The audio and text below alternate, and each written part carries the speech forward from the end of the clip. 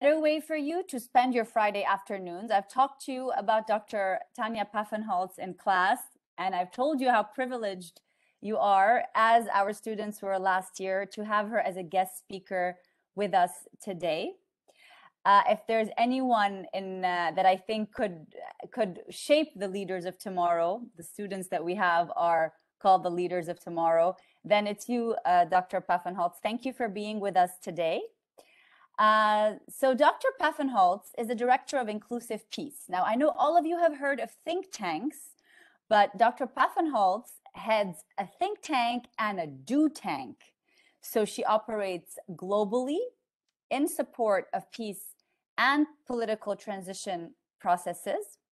With 30 years of experience as both an academic and as a practitioner and policy advisor, Dr. Paffenholz is internationally renowned for her work on and in support of peace and political transition processes worldwide.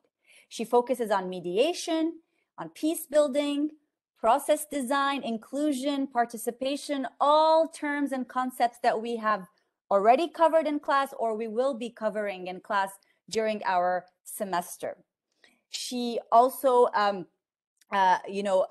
works on peace processes to make sure that there are sustainable outcomes to these peace processes. In recognition of her work, Dr. Paffenholz received the prestigious Wihuri International Prize in 2015. She is also known for her research and her practical support work on women inclusion.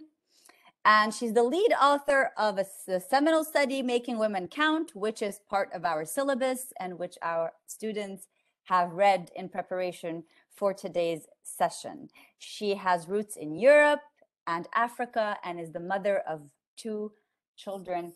Thank you for being with us today. We're going to leave the floor to you for your presentation, and then we'll open up the floor for question and answers from our eager students. Thanks again for being with us today. Thank you, all of you, for inviting me. Thank you, Kama, for these very nice words. So first we have to solve the technical issue because I'm really very retarded technically. So let me see whether I manage to share this screen with you. Let me see if that works. Does it work? Okay. It works. Good. So I apologize for any technical things in advance because I'm not used to do it myself. I'm very honest with you. What I suggest, I go through the presentation and give you also examples and stuff, and then we can also have a first round and discuss the substance. And then I think we can also talk about ourselves in the sense like, what does this all mean for you? And what do you want to do in life and why you are studying this and what these topics also mean for you. I can also start telling you how I came to this topic because I had actually, of course, I'm a woman and I have worked in this field for many, many years, as you heard. And you can also watch I have a TEDx talk online. It's called Making Women Count. I tell a little bit of my personal story there as well. But in essence,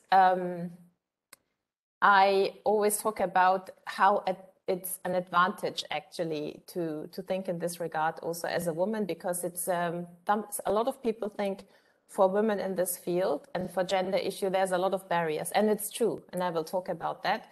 But personally, I have seen it both as like tough, as in barriers, but I have seen it also as tons of opportunities. And sometimes it's so much easier as a woman to, for example, in the mediation field, to talk to warlords and all these people, because you can always talk as a mother, you can talk like, oh yes, I know this and this and that. So it's a very different bonding I have experienced. And still you get if you are a professional in your field, you still get the respect. So I have made very positive experiences in being a woman and have found many more entry points when traveling to, for example, when traveling to war zones. For me, the first thing is always to go to basically to the hairdresser, which is an indicator because when you come into a country and there's no more hairdressers, you know there's something really, really down in that country. And that happened to me actually only once, and that was in Angola during the war. It was so devastating that people literally stopped going to the hairdresser. Even in other crisis zones in the middle of the war in Somalia or in Afghanistan, I put on a burqa and went to the hairdresser. And I'm doing that not because I'm so particular, frantic about my hair, as you can see, which actually needs a hairdresser, but more because that's a source of information you can never get if you are not tuned into this world. And if you're not saying like, okay, and you go to the hairdresser and you, depending on what type of hairdresser you go, you ask like, can I have the best hairdresser in the country? They look at you, you're a foreigner, they send you to the most expensive. You usually meet the wives of the leadership instantly. Or you say, no, I want to really have the cheapest hairdresser in town. It's a very different scenario. If you take somebody translating for you, I have had so many interesting conversations, and these are assets you just have if you do that. Probably if you're a man, you can go to the barber shop, will be equal.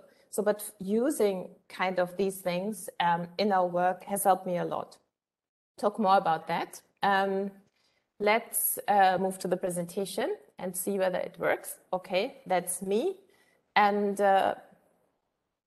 so I'm talking about inclusive peace, the think and do tank that Carm already mentioned just in a bit. So our thing is really to look into what is evidence out there and how can we use evidence for basically changing the world.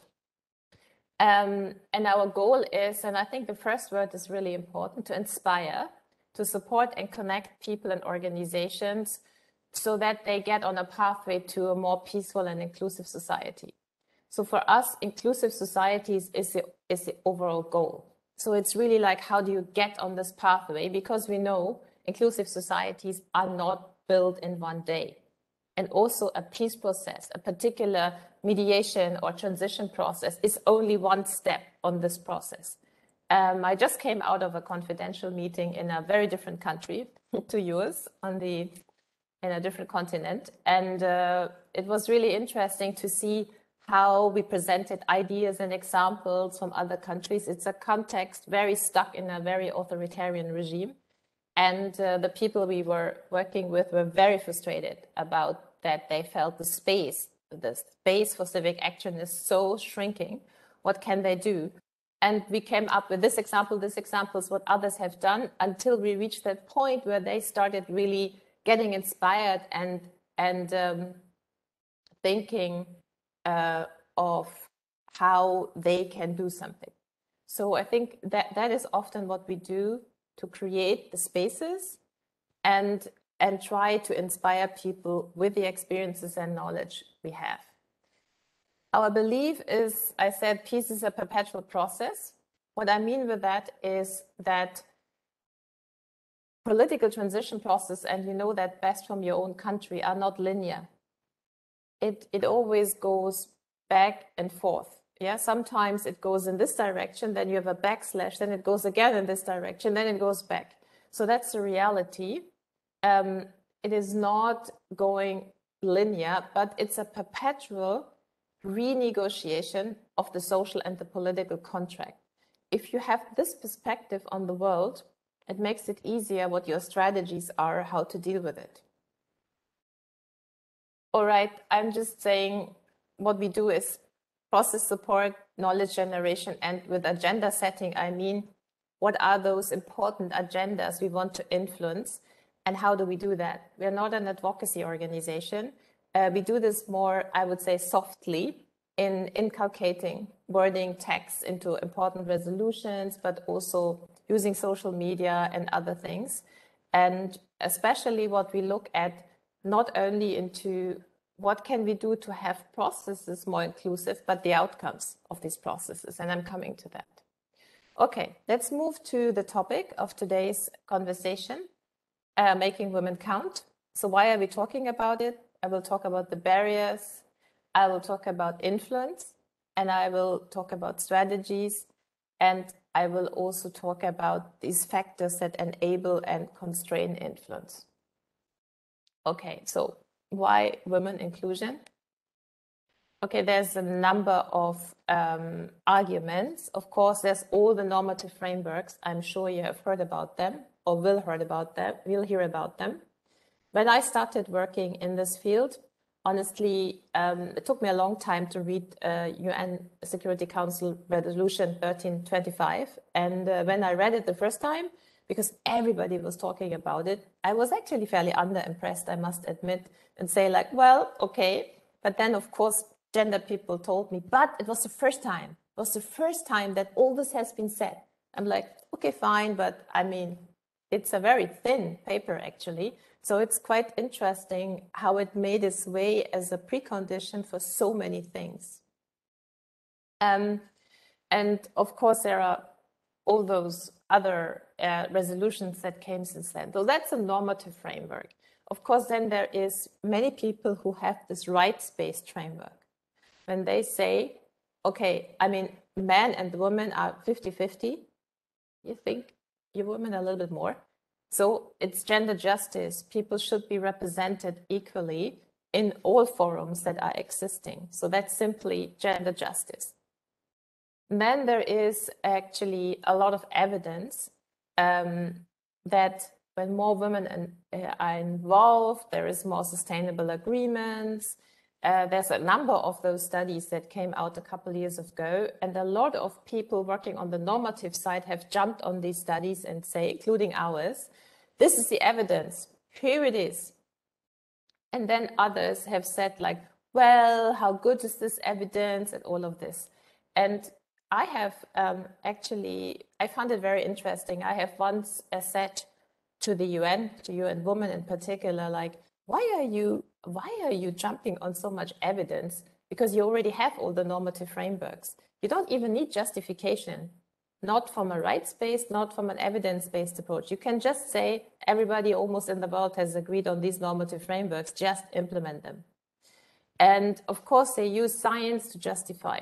The problem with science is you will always find somebody who has a counter science and will argue against or in favor, or that's a problem. How I see it is what for me was like, I think the changing point with the study we did, we actually did it very innocently. We didn't come from any normative point. We just were asked to check our data on what we have in our peace process data on sort of women in peace processes. And we just checked the data and had no idea what the outcome would be. And we found actually the contrary to what is said before. We didn't find that when there were more women involved, there was more peace agreements signed or implemented, which we were later on quite often quoted for. But on the contrary, we didn't find that. When we did not find this, we actually were asking ourselves, that's a kind of sad, isn't it? But why is it like that? And are there any other things we can find? And what we did when we went deeper into the data, what we found is actually not the quantity, not the engagement of women by numbers made the difference, but the more influence women had. Sometimes it was only one woman or one women group that made the difference. And sometimes it was a combination of various factors. So we dig deeper and we found this sort of famous correlation, which we then called making women count instead of counting women. So, and that was really, I think, quite a game changer to see it's the influence. And influence is something you can strategize about, and it goes beyond quotas, which doesn't mean that quotas are bad. They're not bad at all, because what we have seen in long-term research is that when you have gender justice more sort of coming along, you build up to more inclusive societies. So it's that combination of sort of the numbers and the influence. But just numbers is just not working because people always forget they have a very kind of understanding of women that they're kind of all women, they're all equal, they're all good. Of course, that would be far too simple because most people, and you know that from your own country, in political negotiations are party representatives. So when you sit in a political delegation, you basically at first represent your party's interests. And that's what you're there for. There's nothing wrong with that. So you may be also a woman and you may be also from that ethnic or religious group. But at first you're a party member. And so identities matter. And it's not necessary that you react in your identity as a woman or a man. All right, then there's the effectiveness argument. And that we have seen that actually women have overproportionally, women groups especially in networks, pushed for political change processes more than any other group that we have found. So it has been basically effective to involve women. So, but if it's all like that, why is it not automatically? What are the key barriers? I mean, the winner is patriarchy. And you know what I'm talking about. So it's basically so dominant and so enshrined that it's a very long way to battle it, as we know. But I think another point is really important, and I have talked a lot with women, peace and security and gender experts about it. Coming from this kind of broader view on political transition and peace processes, I found it really interesting that when you talk to women activists, they always say, women have to be part, women have to be part. And you're asking yourself, for what exactly? For what goal? So which women? That's the blue circle. And what we found is basically 3 different goals. One goal is to representation, to shout, where are the women? And that's very fair.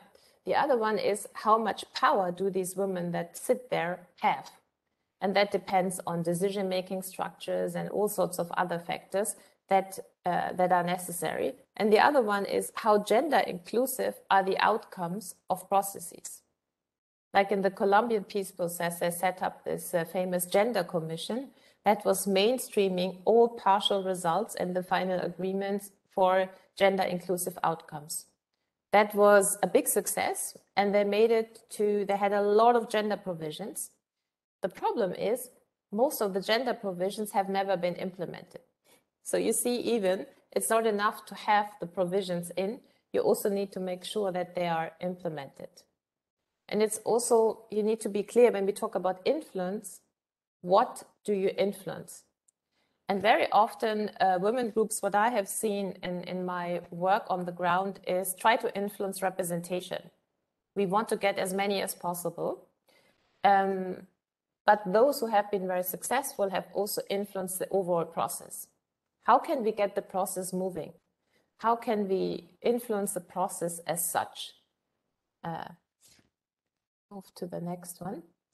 Yeah, this one, I like this one, because what it tells us is a little bit like people say, okay, if we want to have more gender justice, if we want to have more women, let's kind of adapt the women, make them fit for purpose, meaning we give them a lot of training. Yes, why are the men not getting all this training? We have to build every single capacity. And I have seen this in peace processes in particular. There's a bombardment of external INGOs coming into the country, and training, training, training. It's the main approach, as if everybody is stupid and needs training. So not that training is bad, but training needs to be very targeted. But training, at least as I have seen it, is very supply driven. Okay, if I'm an organization offering negotiation training, I will give it, no matter if it's needed or not. Training is less strategic. And so there has always been this, okay, women need to be accepted by the mediators, women need to do this, or by the political party people, whatsoever. So they need to be trained. They need to be fit for the system. Instead of saying, if the system is so wrong that it cannot even produce equality and inclusion, then maybe the best is to change the system. So, and then the question is, how do we change the system? But it's a very different question. Is the system we are working in internationally really the right one? Is it fit for purpose? I think it's not. That's why the main thing is to change the system and not change the players. All right, other observations on these barriers. So what we have seen, especially also in your region, we have a really over-focus on formal peace processes. If you look at Syria or Yemen, there hasn't been any talks since years, but still we're giving training to women groups to be part of the negotiations that do not happen. Instead of thinking like, all right, what else could be done? What can women do in order to better change the system, do their own process, do something else that gets them out, that gets the whole system out of its stuckness. What I have also seen a lot is what I call preventative reduction of women's demands is I have worked with many women groups who say, we would be so happy if we would get 20% representation. And you're like, why 20%? And why not 50? Why not 60? Why not 40? Why 20?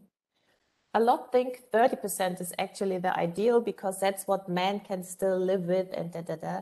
So, but I always like this example from Colombia. They had this negotiation about how to compensate victims of the war. And they were discussing how many women should be part of these negotiations. And suddenly somebody said, but women are over proportionally victims of war. They should be represented by 100%. And people found this outrageous. Everybody freaked out and said, are you insane? Are you crazy? You know, they ended up with 60%.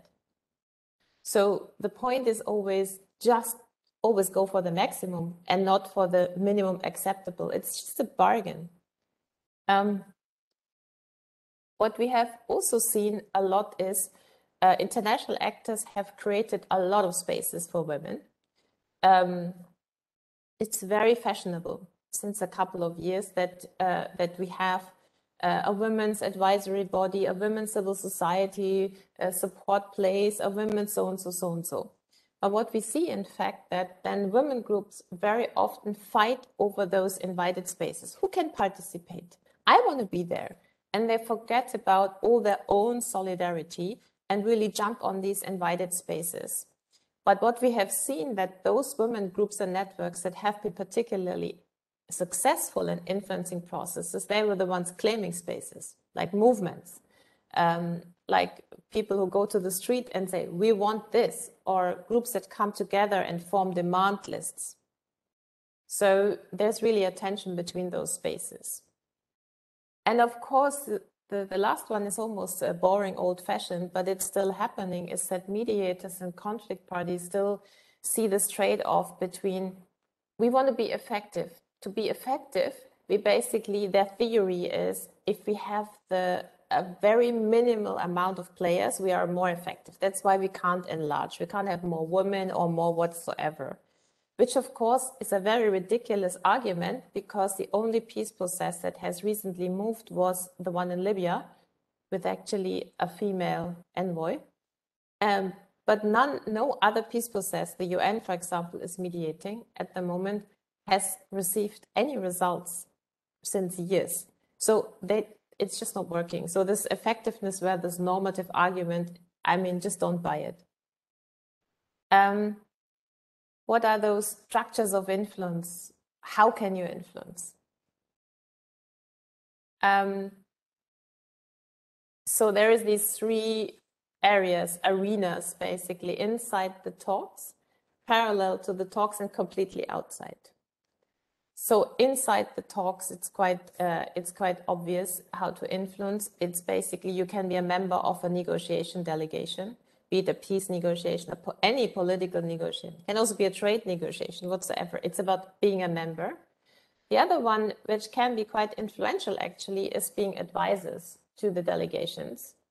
And actually, the Syrian opposition, and when the Geneva peace talks were still on, they had a big delegation of women advisors to the opposition delegation, and they were advising the opposition on all sorts of topics. They just made themselves basically very important to the delegation because they had all these competent women that were there as advisors. In fact, what people often overlook is technical working groups, because most negotiations actually work very little in plenary and work a lot in technical working groups on certain aspects. So getting as more people into these working groups that can also have a gender lens and also can look into the bigger picture is very important. The same is true for commissions. usually commissions, there might be commissions during negotiations, but certainly after, because every negotiation process ends up in setting up a set of commissions that will take on the results of the negotiations. And we have seen in countries, for example, in Kenya or Liberia, they had made gender quotas for the commissions. And these were also the places where women were then most influential in shaping the post-agreement phase. There can be advisors to the mediator, of course. This has been the model in Syria and Yemen. There's a women advisory group. There's a lot of heavy critical discussions about it. Some love it and others hate it. I find the discussion almost like a little bit artificially boring because there's no peace talks. So we just can't know whether this instrument has ever worked because it has never been operational, if we are very honest. Of course, there can be also observers to the talk. Observers is often observer status is given if you want people to be there, but you don't want them to make decisions. So it's also a bit of a tricky thing. There was only one peace process, and that was the one in Liberia, where actually the observers were quite powerful because they kind of behind the scene influenced the process a lot, but that depends very much on the observers. Parallel mechanisms exist a lot these days. There can be civil society forums or regional bodies, all sorts of things in parallel. So I would just say, to sum this up, the more representation in each of those mechanisms, the better. But the point is, again, representation alone is not enough. You need to have also an influence strategy. Then on the outside, actually the last point, mass action, has been the most influential strategy. So whenever, for example, negotiations are stuck, a peace process was stuck, and people were going to the street and making mass action, this was the main factor influencing the peace talks to continue or to get certain things through. So this combination of people, for example, working in the inside and in the outside and having joint strategies, when the ones inside know, you better do something because we are stuck. Can you do some action? So this sort of alliances between politicians and civil society outside of the talks has really brought a lot of support to processes. What are other strategies of influence? So we have here like insider strategies, that means inside the talks.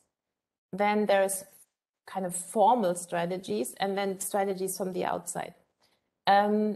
Insider strategies, for example, forming coalitions and alliances. This has been there's some successful and there's less successful examples, but what we see whenever women came together in talks across delegations, they have been quite powerful. For example, in Nepal, during the constitution negotiations, there was a citizen law passed that would have been very negative for children's rights, actually. And all the female delegates came together and decided we want to vote in one block across parties against this law. And they were actually called back by the party leaders at a later stage to not vote. So to vote basically in favor of the law that was basically bad for them. And you could see with this example that the party loyalty was bigger than the cause for them. While you had other cases where, like in Congo, the women formed an alliance, and when the peace talks were stuck, they actually blocked the room of the peace talks and forced the men to sign the agreement across the delegations. So building these alliances inside is a very important thing. I'm jumping to the outside strategies because you see the alliances here too. And that's what I meant, what I said before, that having alliances between insiders and outsiders is also extremely powerful. Yeah, the other one is, let me pick some out here. Creating new inclusion spaces. I think that is something also interesting, to give more spaces. So for example,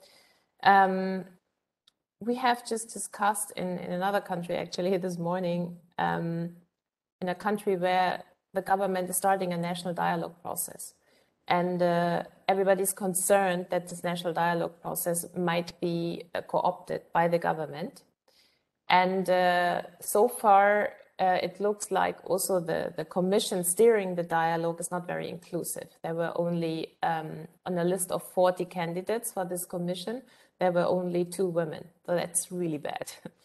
And but then we said, like, okay, if that really goes wrong, you can still create other inclusion spaces. You can create and push at the same time for inclusive outcomes. For example, you can create a gender commission, you can create an overall inclusion commission that looks into a fair representation of all sorts of inclusion topics, including gender, across the delegations. So it's always like when you lose one battle, you go to the next. So you have to have always different strategies. And of course, at the end of the day, the process is one thing. But even if the process would be extremely exclusive, if the outcomes would be inclusive, that will do the job.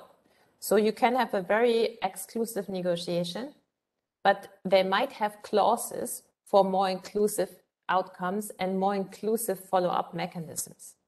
Like the Yemeni peace talks that were mediated by the Gulf countries were super exclusive. But they opened up for a national dialogue process that was super inclusive as a follow-up mechanism.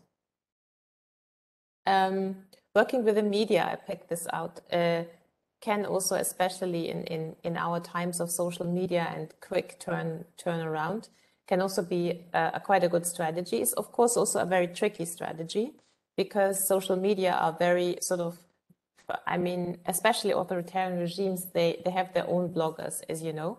So it's about blogging and counter-blogging. And in many conflict countries, there's really a social media war going on that is as heavy, as less bloody, but as heavy as the war that goes on outside. So, so I think it is, but that means influencing the media is a very important strategy. What are these factors enabling and restraining women participation and influence? I start with the context on the right side. I think the main factor that restricts anything to move and also women inclusion is certainly the resistance of key elites. And that's why also key elites are often the target of advocacy. Interestingly, what I see in peace processes, it is the target of most advocacy is the international community and not the actors in country. I find this very interesting because there's often this belief system, the internationals will do the job for us. Internationals can support and are often supportive, but that's only one side of the coin. So doing advocacy vis-a-vis your own elites is one of the most important factors. Public buy-in is a very important factor because if processes are dragged on for a very long time, usually public attention is going down, and keeping attention upstream is sort of very important. Let me pick out something. International women's networks are also quite a good resource for support because they can provide also behind the scene facilitation, they can provide expertise, they can connect, they can lobby the internationals much better than people from within the country. So being connected to other women's networks in the region and also globally is usually very helpful. Let me switch to the process factors. On the process factor side, it's really the top 3 are the most important. And that is really what are the selection procedures for a process. If gender is not on that list, it's highly unlikely that there's a high gender representation. So who has the power to influence the selection criteria? So it's not so much about shouting around women need to be there, but rather to say what are the selection procedures and criteria. So can there be an inclusive formula where gender is also one thing? I made the experience actually quite recently that talking about gender, most people find fairly boring But if you say like, oh, again, these women, peace and security people, all these gender experts, yeah, we have heard it. Like it's like this. But if you say, oh, wait a moment, what are kind of the exclusion dimension in your country? What are they? Yeah, I mean, you know it best. It's religion, it's politics, sometimes it's geography, it's ethnicity, whatsoever, depending on the country context. So you say, okay, if you want to have a fair, inclusive representation, start from there. Do you have a fair representation of all the religious groups, of this and this? Of course, there's also gender and age, but that's a given because there's 50% women and there's so many young people. That's a given. Let's talk about the other ones. And I really made this experience that people are like, for a second, I find this really strange. What? Gender and youth are a given?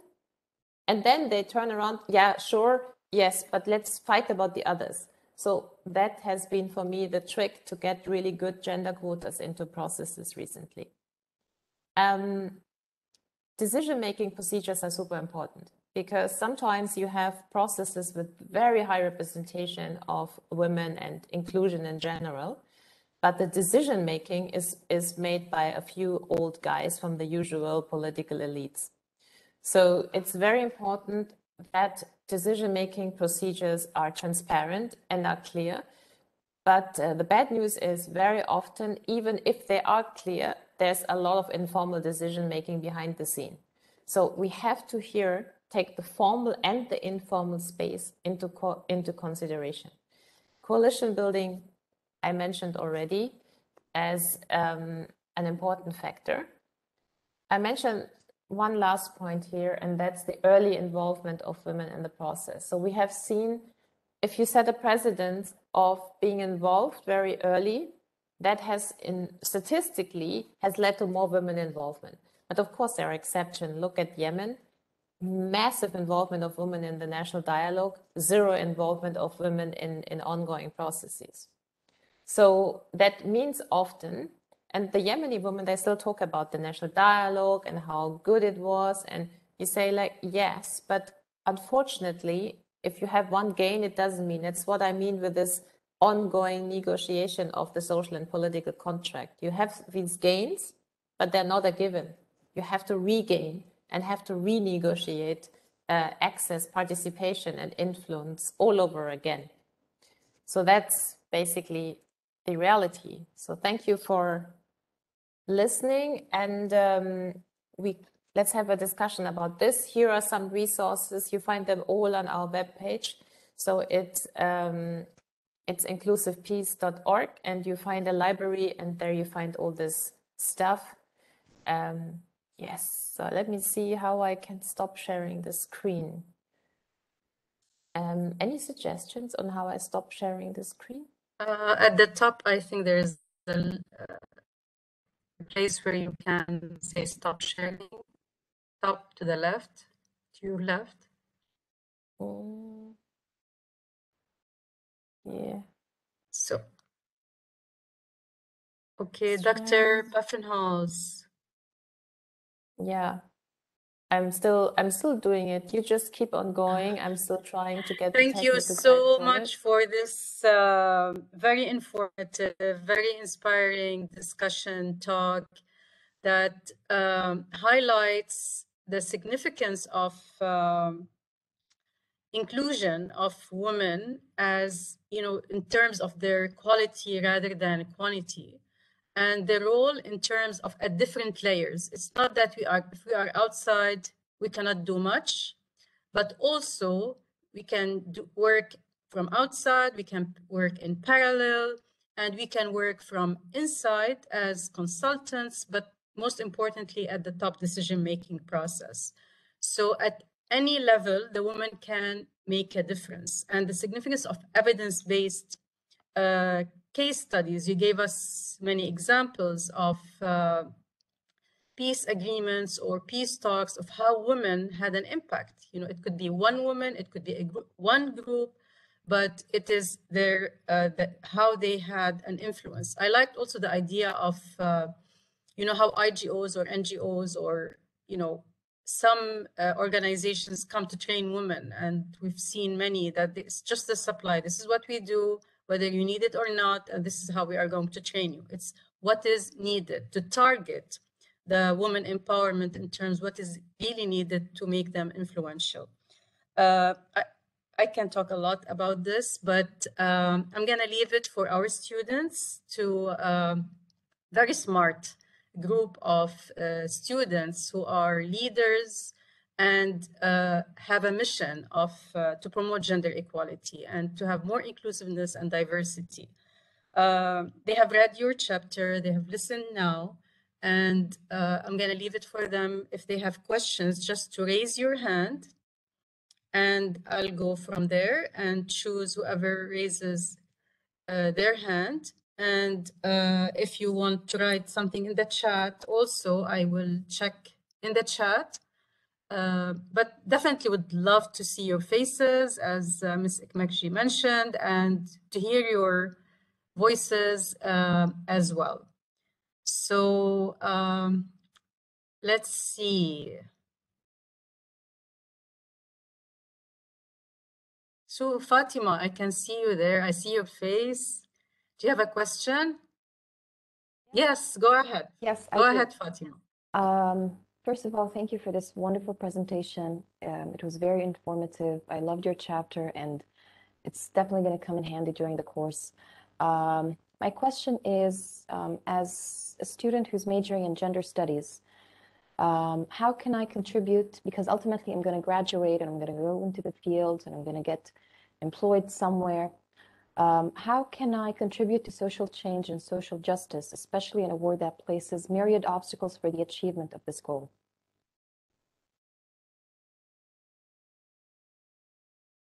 Do you want us to collect Yes, I questions? suggest Then... we collect, yes. and then I take them together. Okay. Okay. Let's see. Manar, go ahead. Okay. Hello, everyone, and thank you, Doctor, for this impressive presentation. Actually, I am an associate for the Middle East and North Africa peacebuilding programs at the Global Network of Women Peace Builders, GMWP. I've been working with them for almost like 1 month now. This organization is trying to implement the 1325 resolution in Lebanon. It's something that we are working on, but as you just said, that coming to Lebanon and doing training for women is not enough, and especially in Lebanon we have a lot of obstacles. We are a sectarian system. We are not a secular system, and we have a lot of obstacles in this term. So do you think that the process of implementation of 1325 is going to be that easy? And if it was implemented, is this enough? Thank you. Let's see, any other hands? Actually, I have one in the chat from Asma Aukal. What is your biggest piece of advice for encouraging people to get started with inclusion, diversity, and equity? Let's see.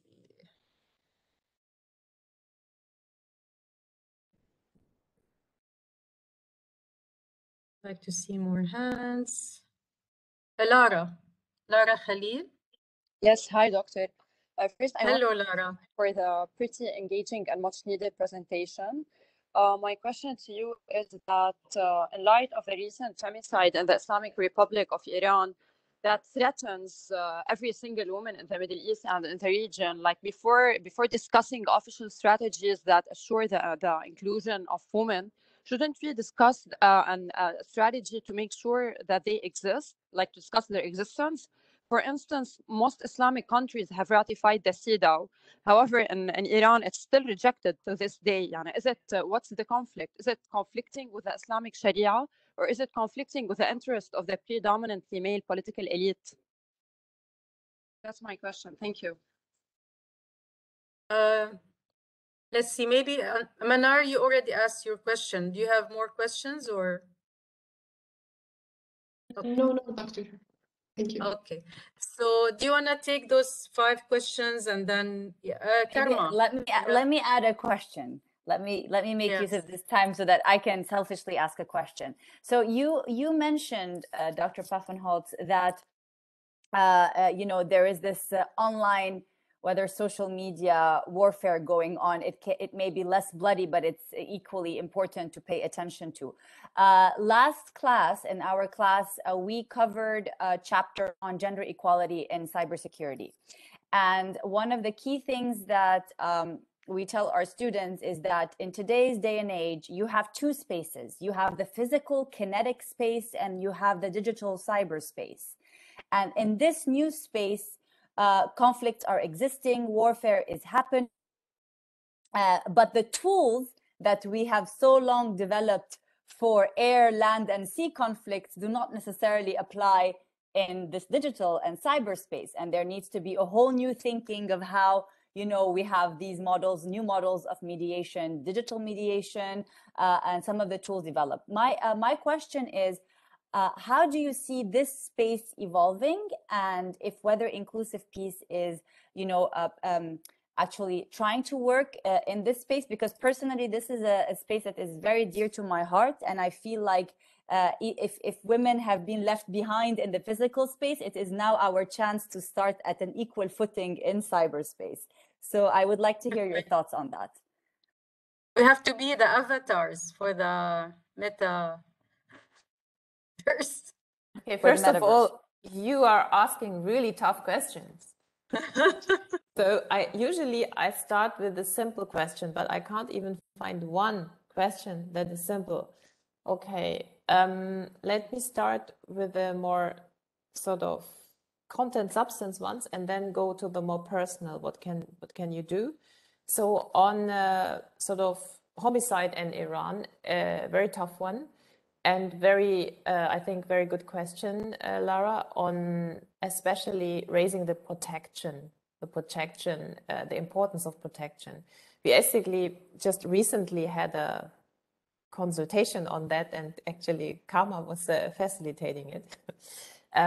So protection is a very not looked at point, because we see here a clear separation between the human rights actors and the more political change actors. Because for the human rights actors, protection is the DNA, basically. For the peace process actors, it's not. So you do a political change process, you're political, but what happens to the activists and those who do something? So I think you're absolutely right. The protection is essential. And what we are doing at Inclusive Peace is also trying to lobby and integrating protection into sort of political strategies to see. For example, there's a lot of women that are invited to political spaces to come and discuss and debate, yeah? And what we have seen in many places, like in Afghanistan, that was even long before the Taliban took over, people came to these spaces, they went back home and they were beaten up, sometimes even killed.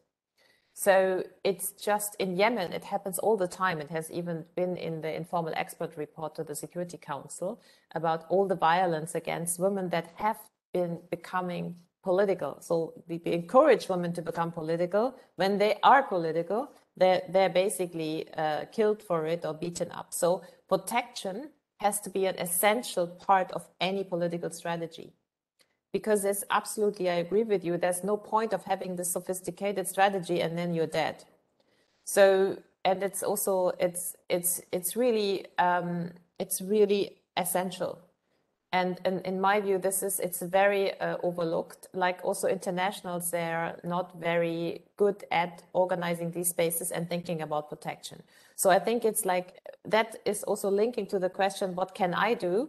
I just take that, and I'm elaborating more on that, but it means wherever you are invited in these spaces and you feel protection is not given, raise the point or refuse to go. Or really take that with you all the time, that this is something that needs to be in place. And if you work with organizations that don't have a protection policy and strategy, just criticize them and tell them this is not the way to go. Yeah. So I think that's an important point, that you are very conscious and also very strong about it, because it's the essential things. That links to the question of the social media. It's only one aspect of it. But what I have seen very often with the social media activists and bloggers and people who were politically active on social media, that they have received a lot of like shaming campaigns and counter campaigns, especially in, so now Karma has gone missing. So I will focus on it when she comes back, because she asked that question. I'm coming to, Manar, I come to your question about 1325 in Lebanon. I mean, implementing, Karma, are you back? I think we're losing. Okay. We see you. So I was You're the one. back. Okay. No, We lost you, yeah. Lost you. Exceptionally, I stayed on and you got lost. Then I continue Social media. I continue with the social media. I was just stressing another one. Yeah. So there's many things about it. So the first thing is that protection is equally important on social media, because you can be also killed on social media. Yeah. There can be hate speech. There can be all this, and your career, you personally can be ruined from that. I have seen an activist was in Kazakhstan. She basically had sex with her husband, and they basically published this on the radio, the regime, just to say, like, to discredit her, like, look how she's having sex.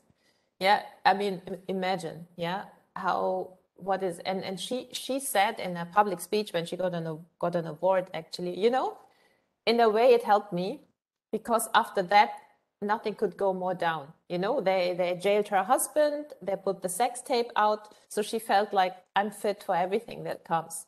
But I mean, it's really tough. So you can see it's a thing. So on the cyberspace is very much embraced by the mediation space, as you pointed out, Karma. And yes, there are opportunities, but there's also tons of risks. So I would see it's how to use the opportunities and mitigate the risks. That's a big question, because what I see in most contexts is that especially it has given rise to authoritarian regimes to make use of it.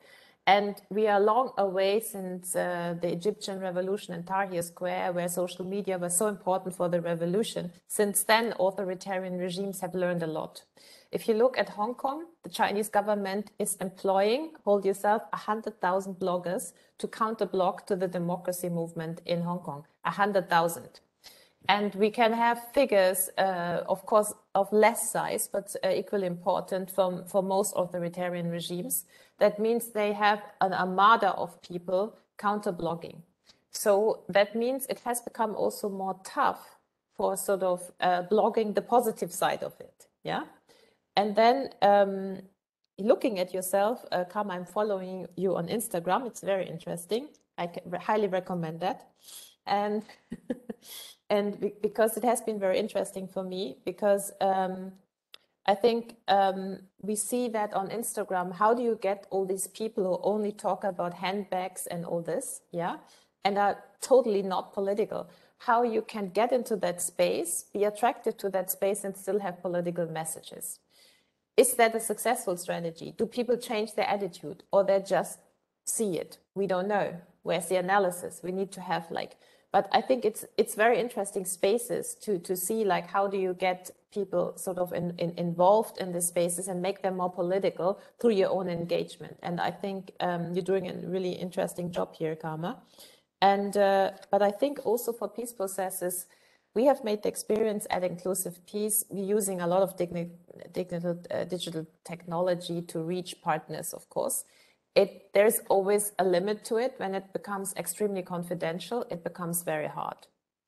And we still sort of going back to the physical spaces when we need, but the cyberspaces are important because they have also brought more people together that could not be together from before. Like, we run a lot of peer exchanges among different constituencies all around the world, and it would have never been possible to bring all these people in one spaces. So I think we need to really see what are those positive aspects we need to use and we should use, and what are those aspects that are really, really problematic, like the shaming campaigns, the counter-blogging. And the other aspect, the last aspect I would like to make is, I think what we as often change makers, and that also links to what many of you say, I say something overall and then come sort of more down to the personal level, what I see is that political change and sort of having the right value system, to put it like that, you have to see it like a product that you can market. It's like a marketing. Can you market gender equality and inclusive society? If you would go to a marketing company and tell them like, okay, we have this new product here and we would like you to make a sophisticated marketing campaign, I'm sure if you have enough money, they would do that. So I always say, if it's possible to market the most stupid consumer goods, you can also market inclusive societies. It's just a question of your marketing strategy. So that's why I often feel like there's not enough energy and resources put into simple marketing to say what kind of campaigns can we do, what kind of things. So what is it also? An inclusive society is probably also very broad and generic. So in this moment in time in Lebanon, what it is that brings you closer to an inclusive society and what kind of lobbying, messaging, what kind of strategies you need in order to make the next jump on that pathway. Yeah. So I think that's the point. And then getting all forces together and then linking it to the personal level, it means always, if you want to do something for inclusion and gender justice, the first thing you need to ask yourself, what are your key strengths? And especially what you don't want to do. Ask yourself first what you don't want to do. Wholeheartedly what you don't want, and then don't do it. Because a lot of people think it's very good for me if I do this. I don't like it, but I should do it because it's good for my career. Never do this. You should always do what you love, because when you do what you love, you're good. And this is your strength. So that's my first advice. And then the problem is you might love a lot of things. So the point is, how do you kind of set your priorities? I would say it has a lot to do with chances and entry points, because they might just come and you just grab them. You can also be strategic about them, but I think they might also change over time. Yeah, when I was 20, I thought my best contribution is to become a classical ballet dancer. It apparently changed. So, and it changed considerably when I was actually starting my ballet training in Paris. And I just couldn't bear the conversations in the changing rooms. They were just so boring. They were all about weight loss. And then I just decided I'd rather study political science, and I think it's interesting. But when I started political science, my dream was I want to work for this and this big organization and change the world. And in fact, I didn't even know why, but I ended up working for this big organization actually after my PhD. And when I was there, I realized the kind of influence I have in this big institution is not very much, because I'm a tiny bit in this big institution, but I learned a lot. And I forced myself to stay there for a few years to learn all the tools, all the stuff. But I knew this is not my place, because I need a place where I can be much more creative and less limited. So I found other spaces, but I took the learning. And so you change over time. You change what you can do. The context changes. Sometimes you want this, you want that. But the point is, have a mission. You say, okay, I want to change gender justice. I want to work for inclusive society. You can do this everywhere. I mean, I've done that in the kindergarten and the schools of my children. There's always gender injustice. There's always inclusive injustice everywhere. The point is often to also not overdo it. I mean, when I was younger, I was fighting every unjust cause I could see everywhere, even in my neighborhood, everywhere. It was good on the one hand, but it costs a lot of energy. So I can also highly recommend put your energies in some places and also learn how to say no. That you say, yes, I'm here for this, but not now, maybe tomorrow. So also saving some energies, because something more important might come. So I think it is like identifying really the space where you can be yourself at best, and defining also what the self is that wants to contribute, because you can contribute in so many different ways that in a way it doesn't matter. It only matters that you land at this very moment at a space where you feel comfortable and feel you can contribute. If you feel you are in a space that restricts you, change the place. It's like with relationships. When you are in a relationship that restricts you, you better change the relationship. I know it's easier said than done, but it helps. So, and that's the same with jobs. So you have to make a difference between the job and your mission.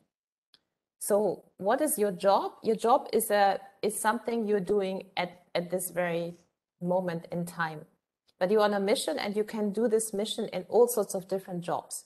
So it's not so much like what is this point, but it's really like what is it what you want to change, and find the place that fits for you now at this moment. And then you see. I think that's a lot of things. That's important.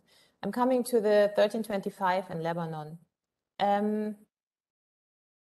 For me, and you asked, is that enough? I can easily answer that no. Because I think I see it more broader. So 1325 and national action plans are tools and instruments. So if you think this is the Lebanese society and Lebanese politics, what needs to be changed in the system in order to create the preconditions for an implementation for an action plan, for example, on 1325. So it's often not just, or maybe looking at the 1325 and seeing how does it relate to the National Action Plan and what maybe needs to be changed in the next National Action Plan, and also what needs to be changed in its implementation particularly. And maybe picking out priorities that make sense and that also align with the political context and the change that is needed in society and politics. So prioritizing what is really important instead of putting the whole 1325 agenda up and saying this and this and this and this, where do we make a framework for Lebanon, but rather saying what are the key priorities we want to work on that really can make a difference in the given time we have. So this is how I would approach it. Is there something in the chat? There are 3 more questions coming up.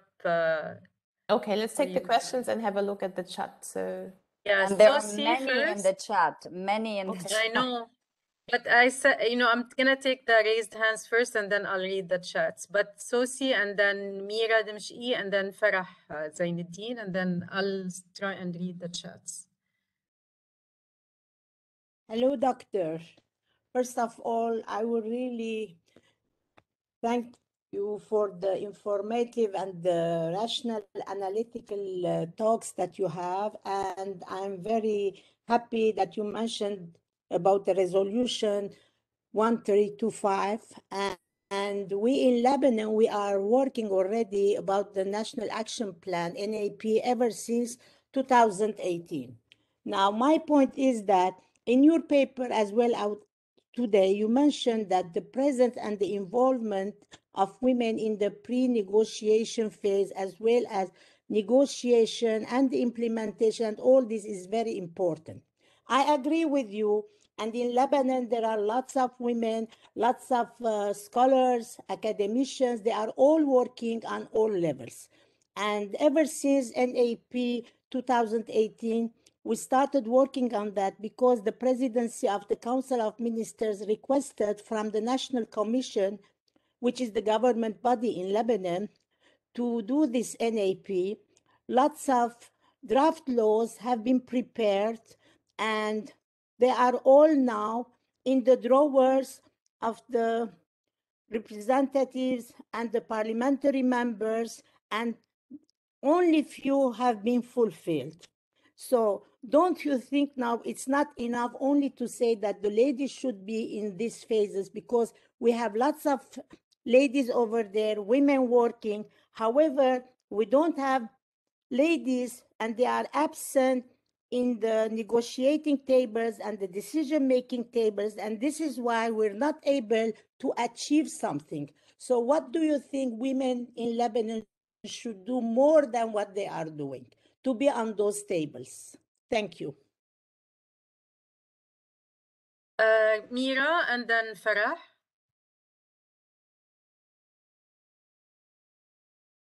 So yes, thank you so much, doctor. My question adds a little to the previous question asked, and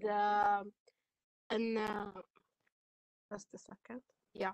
So in the past years, women representation in Lebanon in power position was just a form of tokenism, And now women are generally absent from the power positions. And as we learned, it's about making women count and influencing. But how do we go from here now? Like from being present as a form of tokenism and now being absent. How do we move to women being present and having a form of representation and influence? Great. Farah, let's be brief, please. Farah? Yes. So, hi, thank you, Dr. Dina, for giving me the privilege to speak. So, during the presentation, you were mentioning that we're always training women to fit the system. So, why don't we ask ourselves, why don't we change the system if it's not working? So, I would like to have a clarification on that because, in my understanding, inclusion would happen. Would materialize if women were trained to enter the decision-making positions and with a mission to change the system. So I'd like to know, why do you think it's counterproductive to just train more women? And another concern is that when we speak about inclusion, we often only speak about women. Although in the back of our heads, we know that there are other groups like the LGBT that also should be included. So, and another thing is that we hear from feminists and from people in the field is that we don't want to be an afterthought anymore. We need to create a new system that includes all of us. So when I think about these two statements, I feel like we are building up for another sort of exclusion of other groups like the LGBT and others. So I would like to hear your thoughts on this. This also goes, Farah, thank you for a question about inclusiveness of races. I think someone asked this question in the chats, maybe Zaina Shaban did. Yes, Zaina, about the intersectionality, how important inclusion to be and diversity in mediation beyond just women. How do the intersections of race, class, disability, sexuality, and gender identity come into play when we are demanding a seat at the table? And how can we advocate for and make sure that such inclusion is achieved? And this goes also with the question that how come in Lebanon, Lara Samour asked, in Lebanon, women are unable to reach. They voice their opinion, they speak, they do things, they ask for quotas, but what is missing? What is wrong with that? Another student, I think Mufida, about Yemen, how women were able to get the issue of child marriage, not allow marriage for boys and girls before the age of 18 and guarantee a 30% quota for women political representation, how effective they were. I think you spoke a bit about the Yemeni case. So yeah, those are mainly the main points in the chat as well.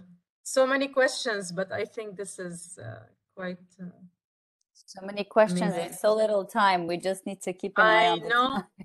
I know. Okay, so I think there are a couple of questions relating to women in Lebanon. I tackle them together. And then there's the intersectionality and inclusion, broader inclusion, diversity questions. And then the Yemen, I start with Yemen. I think women were quite essential in the revolution in Yemen. So that made them important players because they were there quite big in numbers and also influential in the revolution. And it was also a combination of when the national dialogue was set up, it was also outsiders basically facilitating the dialogue. And the UN has also pushed for women inclusion, plus the women have pushed. So it was a bit of a good historical moment. But they actually, and then they put a lot of these issues, child marriage, all sorts of things on the table. And they just got a lot of spaces. And also the decision-making instruments in the national dialogue were very conducive for inclusion and for influence, because women were part of the technical bodies. But I think the interesting thing in the Yemeni case in terms of influence and representation is something which we are actually modeling quite a lot in other countries, is that they had a quota, and that links also to the diversity. So they had a quota for young people, for women and also for people from the south, which was a marginalized region in the country. So they had these three basically quotas, and that meant through all delegations, no matter which political fraction, there had to be 30% women, 30% young people, and 30% people from the south. So a lot of trade-offs between, oh, we still need somebody from the south. Can you send us a young person or a woman? And, you know, so a lot of it, but it ended up in super inclusive. And on top of it, they had a delegation of young people and a delegation of women and a delegation of Southerners as separate delegations, which naturally was that in the political delegation, of course, if you take the women or the young people, they were all party people. But and in the women delegation, it was all women activists. And in the young people, it was all young youth activists. So that, I think, is a very interesting way of including diversity and inclusion and using both quotas, but also sort of elevating representation of underrepresented groups. I think that formula is quite interesting. We further developed the formula into what I call an inclusion formula. So what I like to work with in countries is like, what's the broader diversity basically challenge in the country? Yeah. And for Lebanon, that's quite obvious. And then you can say, okay, if that's the case, how does representation has to look like? And then take gender and youth as a given. And I mean it. Say like, that's normal that women and men and young and old people should be represented ideally equally. And then let's talk about the representation of different religions and geographic distributions and all sorts of other things. So that's the inclusion formula. And the point is to get the inclusion formula into the system and try to convince the system that you need to have this inclusion formula. It's a big step. It's going to be probably a lot of lobbying for a lot of time with different tactics, different channels, using social media, normal media, using all sorts of means to get this going, to say, how can we solve the problems in the country if we don't address sort of inclusion? Or if we don't address exclusion. And that has to do, of course, a lot with intersectionality, because what we see is that it is not enough to say women, because, of course, women are so diverse. And what we have seen, for example, in most of those international roundtables is always the same elite women from certain circles that are usually the powerful circles. So it's not enough. And of course, you mentioned LGBT and others, but it's this intersectionality approach and diversity approach, I think, is really, really important. That's why at Inclusive Peace, we don't so much talk about, I mean, we do gender inclusion and stuff also, yeah, but we like to have this overall broader inclusion approach that looks at diversity and intersection from an intersectional approach. And we also very often look at what can we do for the change process, and then in that automatically make sure that it is this change process as such is inclusive, because our experience is when you start with a woman, you have actually the biggest challenge, because then you have the most setbacks, because people say, again, these women people, But if you get attraction from sort of you have something to contribute to this overall process, then I think it is easier. So now talking about training, also you mentioned that, and Farah, in terms of what I meant with that. Of course, I didn't mean that training is bad. I'm just saying that a lot of the training that happen out there are very unspecific, just very generic, and they're not so useful. I would rather frame it as like strategic conversations. You can also call it strategic training. I rather call it strategic conversations where you can talk to people. What is it what you need? Like, for example, in Libya, so a few years ago, we started working with a loose, it was not even a group, it was different women from different strands of society in Libya. And they wanted to do something for peace and inclusion in their country. And we said to them, first of all, the point is, we shared a lot of comparative experiences, what other women had done, but the point was to say, what do you want? And actually, they said, we want two things. We want, of course, we want an end to the war, and we think the only way of ending this war is to have a transitional government that unites the two governments they had at the time. And the second is we want a broad-based inclusion in this, and we as women want to have a say. Okay, and there were also some very active young women that says, and we young women want to have a say. And so we developed a very systematic strategy with them. Okay, how can you achieve this goal? Let's give us, let's say, 2 years. And then they said, 2 years? No, no, no. We want to already be part in the next negotiations that happen actually in 2 weeks. And we're like, 2 weeks? Okay, that's challenging.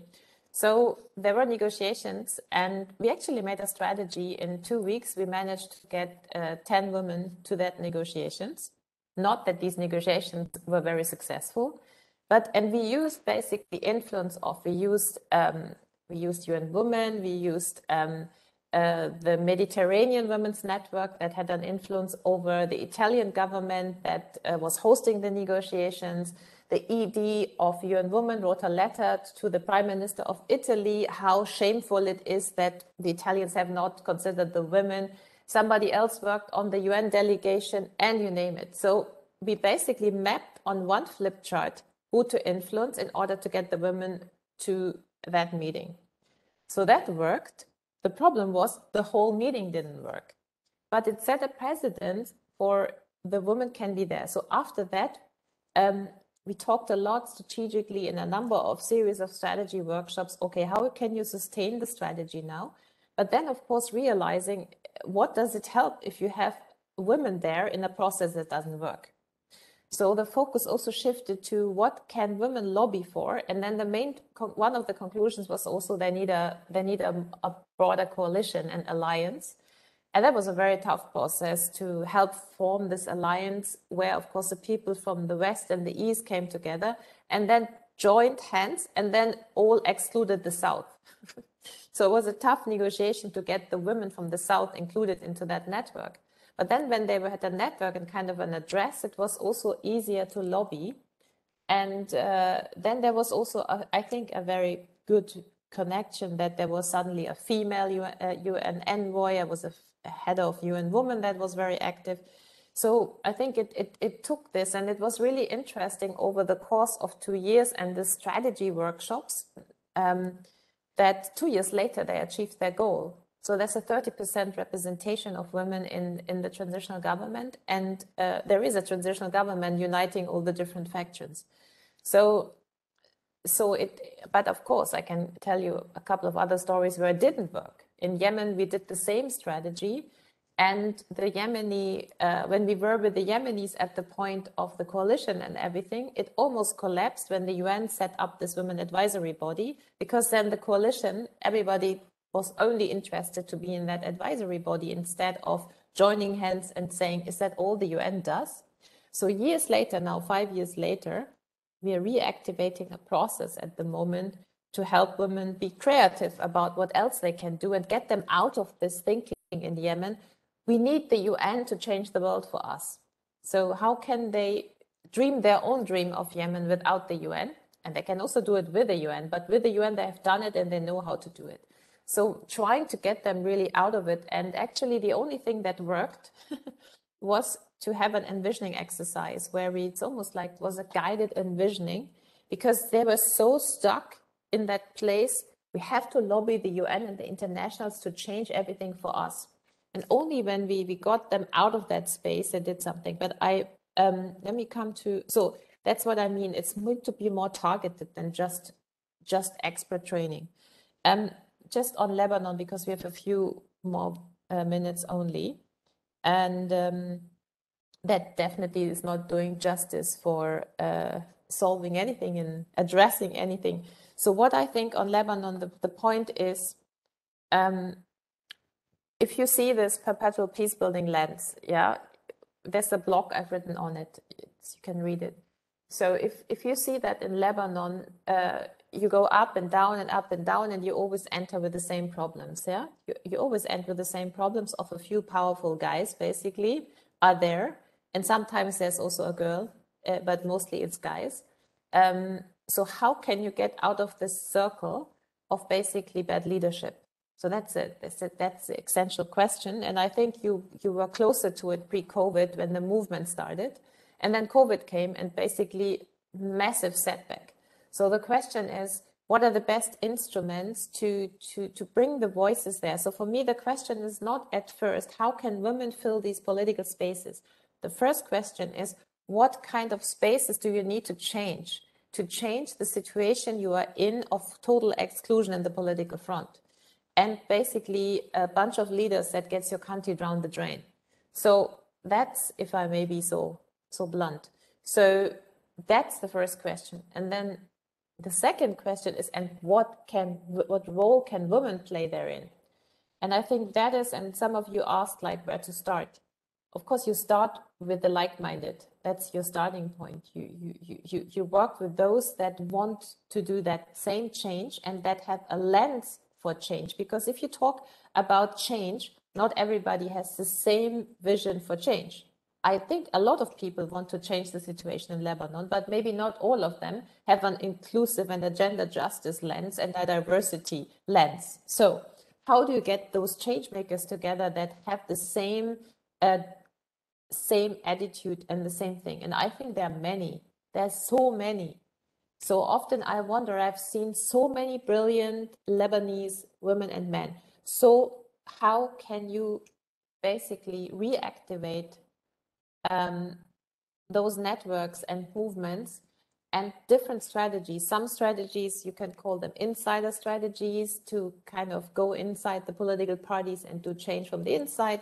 Outsider strategies where you go into the movement. And also what helps also is taking the famous flip chart and maybe, or many flip charts, and mapping out the spaces you have.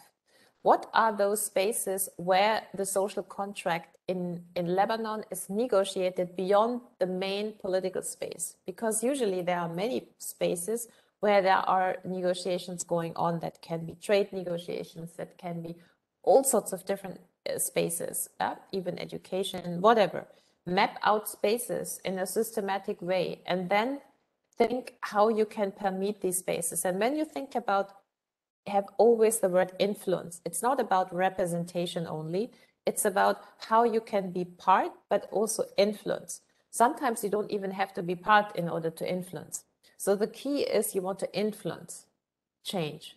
So if you want to influence change, you need to define the level of change.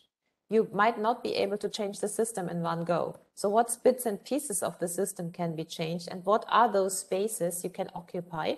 If you think they are all useless, what kind of spaces you can create yourself? And I think that is also interesting to see what alternative spaces you can create that are basically living by example diversity, and then partnering with those who are champions in diversity and inclusion in Lebanon. You can have massive social media campaigns to showcase the good examples of Lebanese diversity. You can have campaigns, you can have talk shows, you can have all sorts of things around that.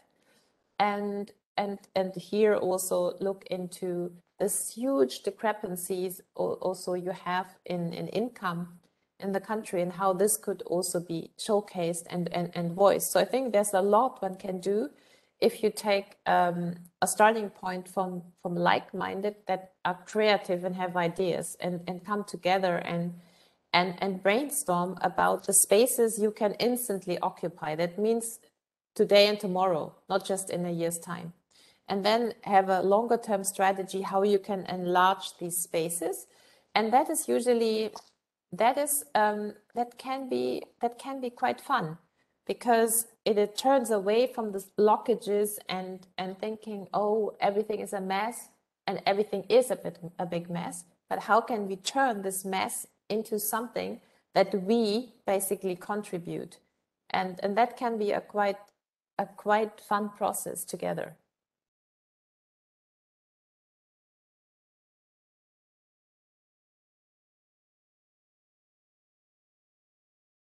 So we have 1 minute to say goodbye, basically. Dr. Credia, you're on mute.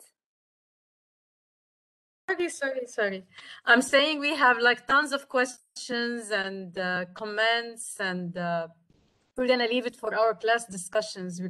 It's gonna continue to be continued in class, everyone. So thank you so much, Dr. Thania Paffenholz. It was amazing and just very, very inspiring and informative. I'm sure students have benefited a lot from this.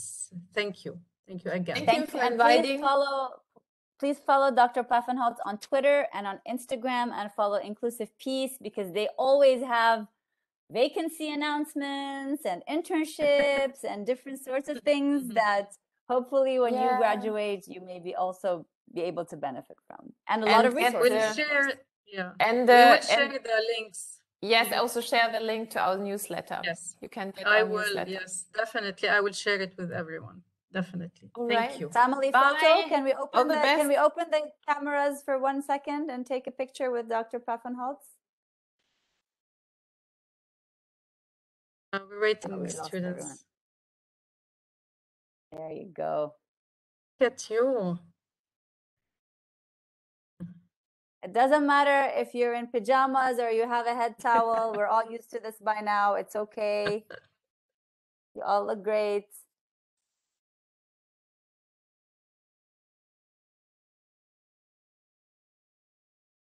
Bye. Where are the men? Where's everyone? We need a gender balance. Exactly. Inclusive. Include men.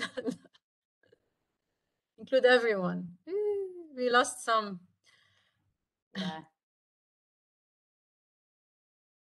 Okay. Technical issues. Yeah. All right. Is Jessica taking the picture? Or yes. Perfect.